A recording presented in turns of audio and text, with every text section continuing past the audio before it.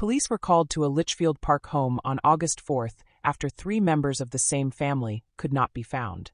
But what investigators reportedly discovered inside that house quickly turned a missing person investigation into something far more disturbing.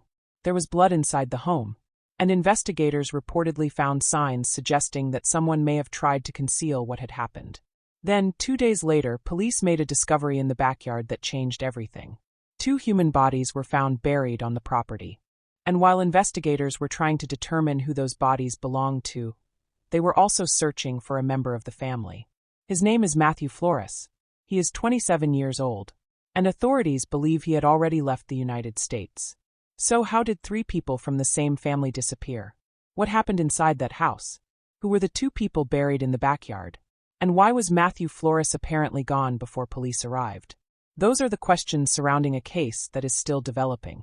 Before we get into it, if you're new to Case Watch, please like this video, subscribe to the channel, and click the bell icon so you don't miss our latest true crime stories. And as we go through this case, keep one thing in mind: some of the most important answers are still missing. This investigation is happening right now, which means investigators are still working to establish exactly what happened, and some details have not yet been officially confirmed. The story begins in Litchfield Park, Arizona.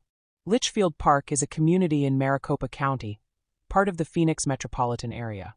It is known as a residential community, and the neighborhood where this family lived was not known for the kind of violent crime that would suddenly bring police, federal investigators, and a homicide investigation to the area. For the people living nearby, this was home. It was where families lived their everyday lives. Neighbors came and went.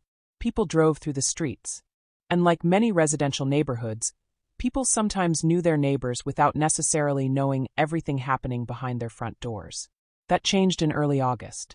At the center of the investigation was the Flores family. The family included Hector Flores and his wife, Larissa Flores, along with their 27-year-old son, Matthew. At first, there was no public indication that this family was at the center of a homicide investigation. Then concerns began to grow. 3 members of the family could not be located. That led a relative to request a welfare check. And that decision would uncover a series of clues that investigators are still trying to piece together. On August 4th, officers went to the Litchfield Park residence. A welfare check can happen for many reasons. Sometimes a relative cannot reach someone. Sometimes a neighbor notices something unusual. Sometimes a family member simply has a feeling that something is wrong. But when officers entered this particular home, they reportedly found evidence that immediately raised serious concerns. According to reports, investigators discovered a significant amount of blood inside the house.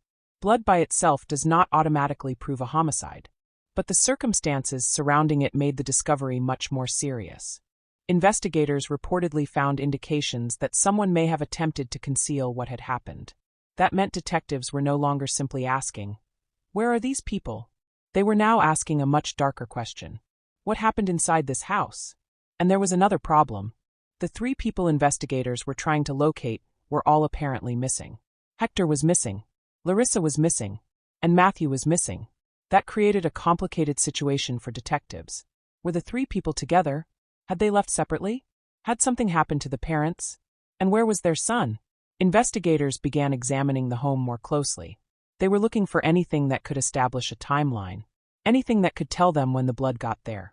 Anything that could show whether someone had entered or left the house. And anything that could explain why the family could no longer be reached. Then the investigation moved outside.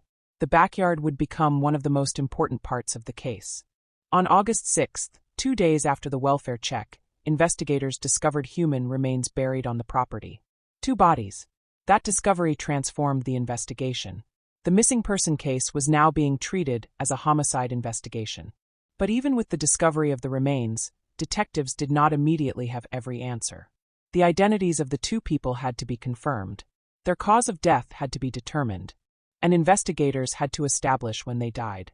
Those details are critical in any homicide investigation because finding someone's remains does not automatically reveal who killed them or exactly when the crime occurred. Authorities were reportedly examining whether the remains could belong to Hector and Larissa Flores, the missing couple. But at the time of the latest reports, official identification had not yet been publicly confirmed. That distinction is important. For viewers following this story, It may seem obvious that the two bodies are the missing husband and wife. After all, they disappeared, police found blood in their home, and two bodies were discovered in their backyard. But investigators still have to establish that through forensic evidence. Until officials confirm the identities, we should describe the remains as unidentified. That may sound like a small detail. It isn't, because in a case this new, one piece of information can change the entire direction of the investigation. And while detectives were examining the property, neighbors were beginning to talk about things they had seen and heard.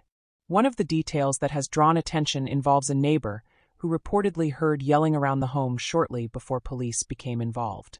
According to reports, a neighbor said she heard someone yelling and at one point heard the words, "Please stop." That detail immediately raises questions. Who said it? Who were they speaking to? Was someone in danger? Was it an argument? And most importantly, was it connected to the deaths?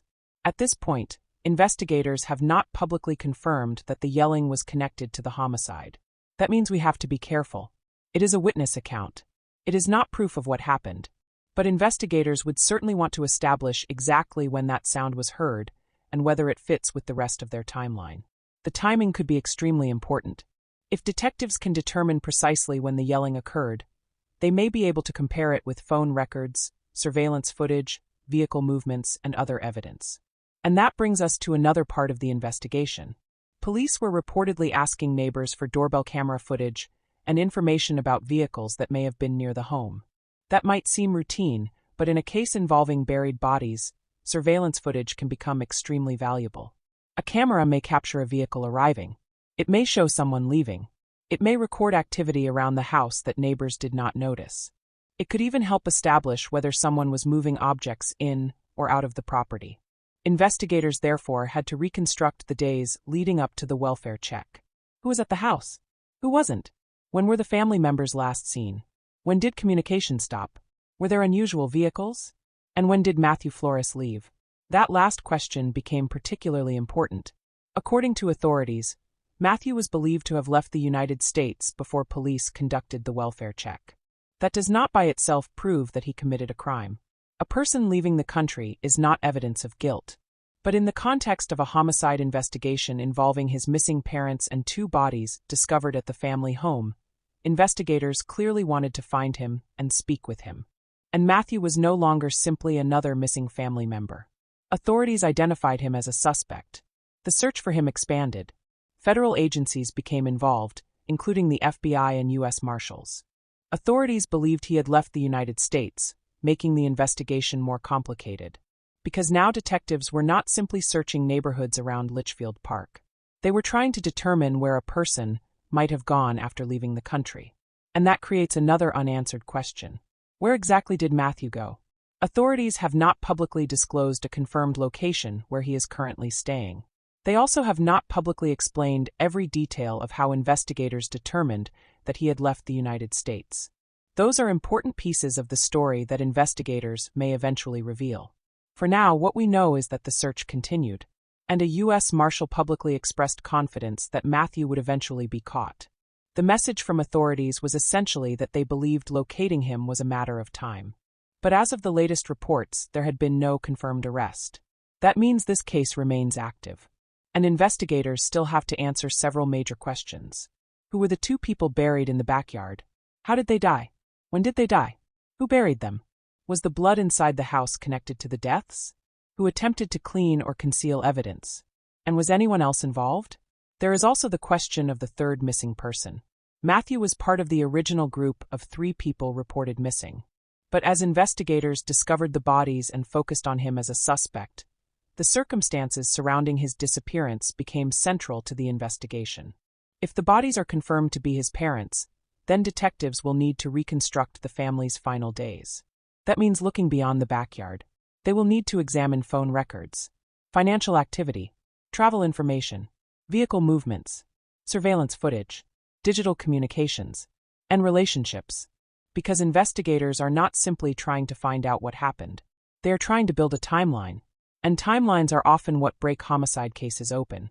Imagine detectives determining that a certain vehicle was captured on camera at a specific time. Then imagine that the same vehicle appearing on another camera several miles away. Then investigators discover a phone connected to that vehicle. Piece by piece, a timeline can begin to emerge. But at this stage, the public does not have all of those answers. And that is one reason this case is so difficult to understand. We know the investigation began after the family could not be located. We know police reportedly found blood inside the house. We know investigators discovered 2 bodies buried in the backyard. We know Matthew Flores is considered a suspect. And we know authorities believe he left the country. But there is still a gap between those facts. What happened in that gap? That is the heart of this case. There is also the question of the family relationship. Matthew was the adult son of Hector and Larissa. What was happening between them before the disappearance? Were there arguments? Was there a family dispute? Were there financial problems? Was anyone afraid of anyone else? At the time of the latest reporting, authorities had not publicly established a motive. And that means we should not invent one. There may have been personal issues that investigators are still examining, but unless police or reliable records establish them, they remain speculation. This is especially important in a case involving a family. It is very easy for people online to hear that a son is suspected and immediately create a story about why he might have done it. But investigators have a higher standard. They need evidence. They need facts that can be verified. And ultimately, if charges are filed, those allegations have to stand up in court. So for now, Matthew Flores remains a suspect, not a convicted killer. That distinction should remain clear throughout this story. Meanwhile, the discovery of the bodies left the Litchfield Park community struggling to understand what had happened. Neighbors who had seen the family living an ordinary life were suddenly watching police activity around the property. Investigators were asking for surveillance footage. Federal agencies were involved. And a home that had once been simply another residence in the neighborhood had become the center of a major homicide investigation. For people nearby, there was another concern. Was there still a danger? Authorities indicated that they believed the incident was isolated and that there was no broader threat to the neighborhood. But that does not necessarily make the discovery easier for residents to process. There is something deeply unsettling about learning that 2 people may have been buried in a residential backyard without the surrounding community knowing. And the fact that investigators believe the main suspect may have crossed an international border adds another layer of uncertainty. At this point, investigators were working on 2 tracks. They were trying to understand what happened at the house. And they were trying to find Matthew. Those 2 parts of the investigation could eventually come together. If Matthew is located and questioned, investigators may learn what happened before the bodies were buried. But until that happens, detectives have to rely on physical evidence, surveillance, witness accounts, digital records, and forensic testing. And one of the most important pieces of evidence may still be inside that house. The blood. Investigators reportedly found a significant amount. But what exactly does it prove? Was it from one person or more than one? Was it connected to the people found outside? And did someone really attempt to clean the scene? Those answers could dramatically change what investigators know about the crime. Then there is the backyard. How long had the remains been buried? Who dug the burial site? What tools were used? Was the grave prepared before or after the deaths? Were there traces of clothing, personal belongings, or other evidence? Those details may eventually be revealed through forensic testing. And once the medical examiner completes the examination, the cause and manner of death could provide another major breakthrough.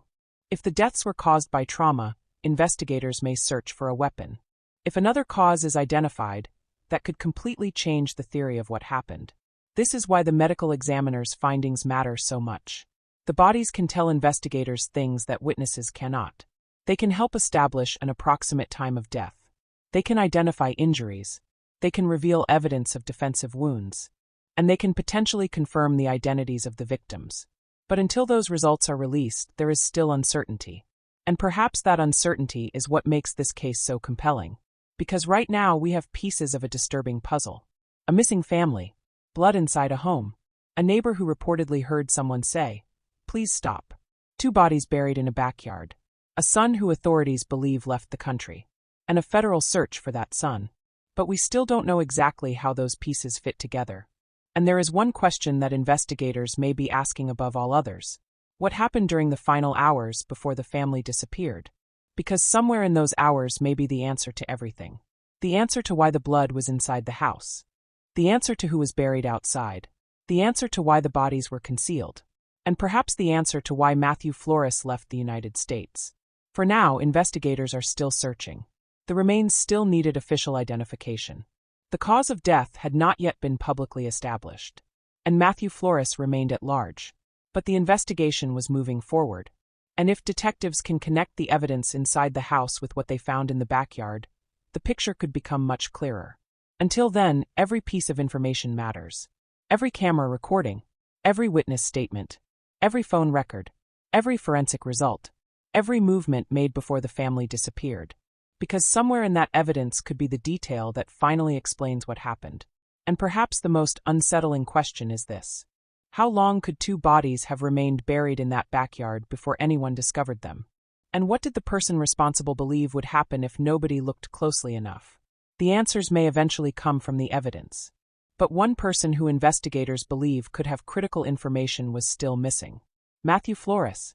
And until investigators find him, a major part of this story remains unanswered.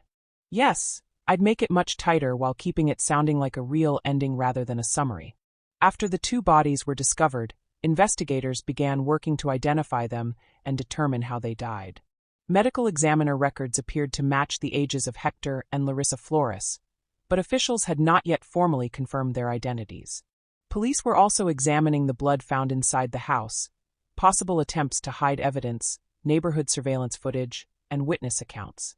One neighbor reportedly heard someone say, "Please stop," although investigators had not confirmed that it was connected to the deaths.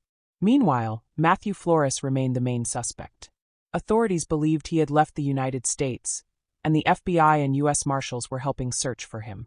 As of the latest reports, he had not been found. There was still no confirmed motive, no official cause of death, and no clear explanation of exactly what happened inside the home. And that leaves investigators with some difficult questions. Who were the two people buried in that backyard? What happened inside the house? Did Matthew act alone? And why did he leave the country? For now, the evidence is still being examined, and the search continues. But one thing is clear: this case is far from over. What do you think happened to the Flores family? Let me know your theory in the comments, and make sure you like, subscribe to Case Watch, and click the bell icon for the latest updates.